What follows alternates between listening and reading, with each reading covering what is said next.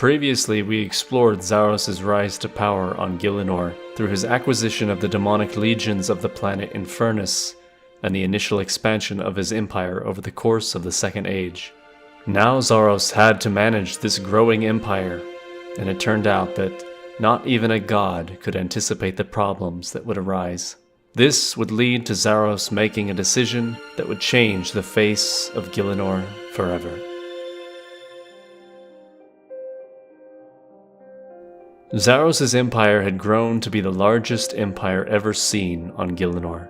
His army of over 20,000 demons steamrolled over any opposition to his conquest. His army also contained vampires from Vampirium, who had pledged fealty to Zaros after he introduced their kind to civilized society, where before they were merely beasts, now they had a culture to call their own. Unfortunately for the humans of Zaros' empire, they now had to deal with both vampires and demons taking advantage of their mortal weaknesses. Zaros believed in and tried to enforce imperial law throughout his empire, but not even a god of his power could manage an empire of that size alone.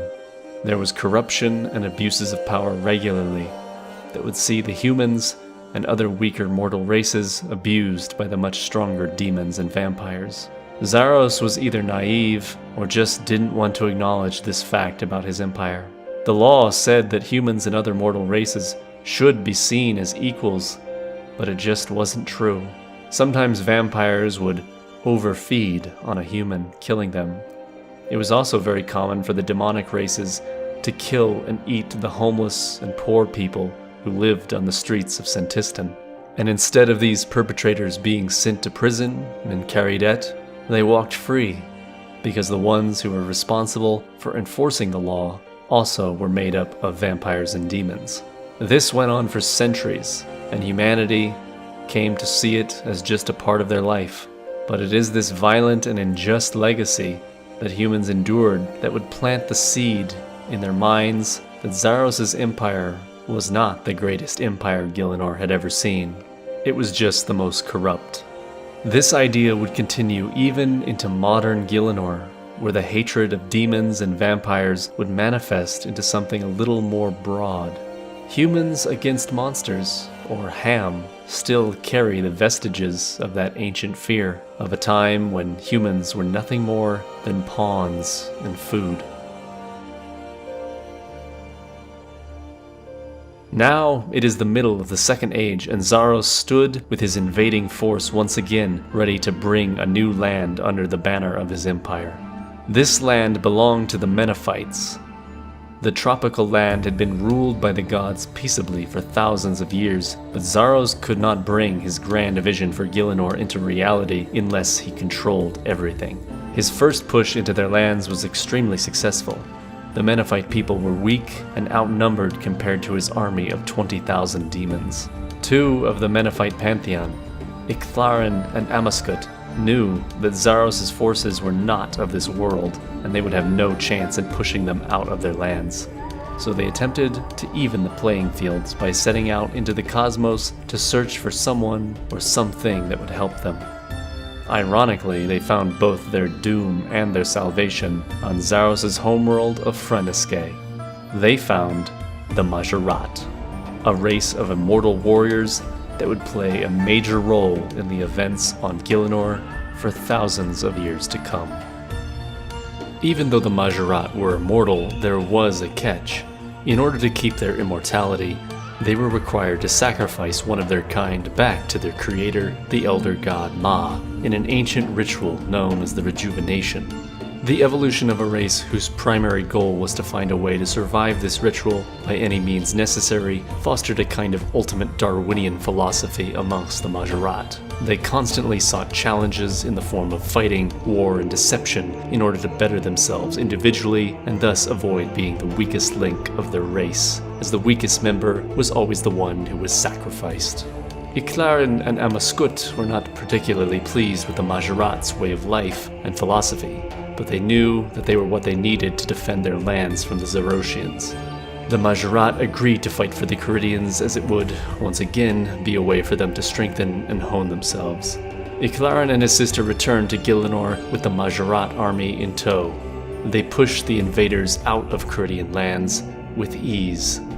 This was the first successful resistance to Zaros' incursion.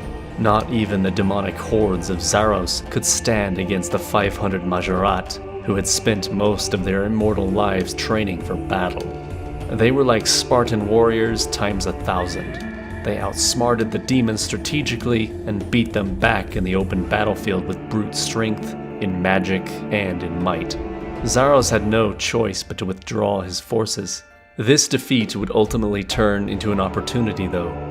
Since peace had returned to the Caridian region, the Menephites and the Majarat were at odds. The Majarat wanted more war, but the Menephites wanted peace. The final straw was Iclaran taking some minions Sliske had summoned with the use of necromancy to fight the invading Zarosians and releasing them to the afterlife. This angered Sliske, and knowing this, Zaros sent one of his Chthonian dukes to Sliske with an offer. I know your kind fears stagnation more than anything. You fear becoming weak. Allow me to present a remedy for your little problem. You see, my Lord Zaros is always in need of warriors like yourself. Perhaps we assist each other. You assist us in our future campaigns, and we bring you glory and peace of mind. Peace of mind that you will be anything but weak, as we unify this planet under his banner. Listen, maybe some of my kind are concerned with ridiculous notions like glory, but me? I'm just bored, and that ridiculous talking dog took away my toys. Nobody is allowed to have any fun nowadays. I suppose we can entertain your offer. Think quickly. Lord Zaros doesn't offer second chances. Join with us or rot with that talking dog you enjoy the company of so much. The Majarat discussed what they should do regarding Zaros' offer. Perhaps there's no need to join with these pompous Zarosians. We know Zaros wants control over these lands. We could just decimate his armies again when he decides to return. Your complacency will be the death of us. This Zaros has offered us a chance to not just be playing bodyguard for a nation of weaklings ruled by weak gods. You would just seek for us to trade one master for another? We do not serve anyone. We are the Majarat, and every 500 years, one of us must die so the rest of us continue to live. We do not wait for the world to come to us, lest we rot into obscurity and eventual extinction. You don't have to lecture us about what is at stake for us, Zamrak. If this Zaros proves useful to us, then so be it. We will serve. If times change, well, I am sure we'll think of something. The Majarat came to an agreement. They would now fight for Zaros. With the new super soldiers under his command, Zaros returned to the Menephite Empire, dead set on seeing his empire expand once again. This time the combined might of the Majarat and demonic armies were too much for the Menephites. It was at this moment that Tumeken, the god of the sun, took to the battlefield, and despite the pleas of Amaskut, he sacrificed himself and let all of his power be released in an enormous blast. It would be the second largest explosion on Gillinor to this day. The blast incinerated both the Menephite and Zarosian armies. It incinerated almost all life in the region, and in its place was now a vast and inhospitable desert. The toll paid by the Menephites was heavy. The Tumeken sacrifice had now created a barrier that was difficult to pass through. The Zarosian armies were forced to retreat, leaving the shattered Menephites to pick up what was left of their empire. After Zaros returned to the capital after his retreat, he couldn't stop thinking about Tumeken's sacrifice. A god had destroyed himself and many of his own people to keep him from conquering the region. Zaros knew that conquest wasn't pretty, and it was often brutal and violent, but he felt that his empire had brought so much good with it. His citizens could read and write at a higher proportion than any other before. His alchemists and engineers were improving medicine and building better cities. Surely this was a sign of progress. He imagined how great the world would be united under him in the pursuit of this progress, but Tumeken chose death over all of it. These thoughts plagued Zaros. His army and power were greater than they had ever been before, with the inclusion of the majarat into his ranks, but he had never felt more powerless. There was another thing that was plaguing Zaros. He had slowly come to the realization over time that his divine origin had given him the ability to forcibly compel loyalty in those around him. So when he would convince others of his vision, he thought that it was because they believed in what he believed, but eventually he began to see that his mere presence acted as a kind of brainwashing. Imagine you had met someone who you fell in love with, and they with you, but eventually you learned that they had drunk a love potion that made them fall in love with the first person they set their eyes on. Does that person really love you? This was the concept Zaros wrestled with, except with all his followers. He wondered if anyone truly believed in his cause at all, or if they were all just compelled by his divine aura. He came to resent this, and in the years after Tumeken's sacrifice, he came to see himself as no different than the other arrogant gods he saw when he first stepped onto Gielinor. He wondered if his entire empire was built on a lie, and if he himself was a lie. The only solution in his mind at the time was to leave his empire, remove himself from the world, and see if the people would be loyal to him and his ideals without his presence. It would also give him time to reflect on what he had become. Unfortunately, he didn't foresee the problems his absence would cause.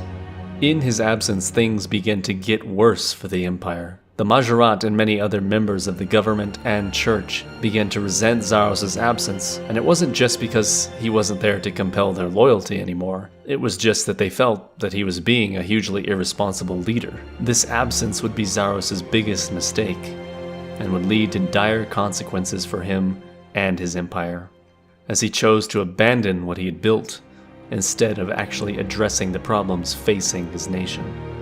Those meant to uphold imperial law and protect the citizens of the empire became even more lackadaisical than before, and demons and vampires openly murdered the poorer humans in the streets of Zarosian cities. As the years went by, imperial law became interpretations of Zaros' philosophy rather than his actual vision. Extremism began to crop up, and members of the church began to punish worship of other gods with long prison sentences and even execution, where before it only demanded that the accused convert to Zarosianism. Some tried to uphold Zaros' true principles, like Azanadra, who had risen to the rank of Pontifex Maximus, the leader of the church. Others, like Zamorak, the leader of the military, only looked to his own interests. Zamorak began to see history repeating itself. Once again, he felt like he was supposed to look after a stagnating empire. He already didn't like the concept of peace, but this was worse. It was a stagnating government filled with bureaucracy. It was this boring and tedious existence that caused Zamorak to begin to have an idea. A very radical idea.